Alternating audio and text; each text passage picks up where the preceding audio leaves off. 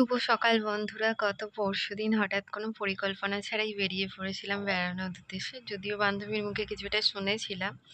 এই মন্দিরের নাম আধারালয়।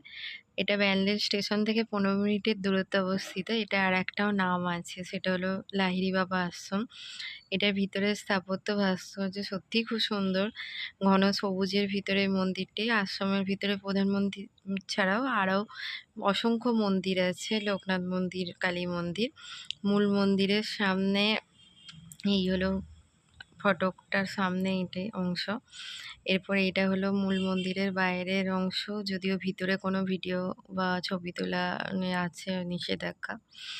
মন্দির দেখার টাইম ১০টা থেকে ১২টা, বিকালবেলা ৪টে থেকে ৬টা। আমরা একটু লেট ছিলাম। অনেকদিন পরে প্রিয় বান্ধবীর সাথে তবু একটু একসাথে একটু সবাই মিলে একটু যাওয়া হলো। মনটাও একটু ভালো লাগলো। এখানে ভোগেরও কুপন পাওয়া যায়। প্রসাদের জন্য ১২টার মধ্যে টিকিট কাটতে হয়, কুপন নিতে হয়। তো ওখানে অন্নভোগ গ্রহণ করে তারপরে আমরা বাড়ি চলে আসলাম। তোমাদের কেমন লাগলো ভিডিওটা একটু জানিও।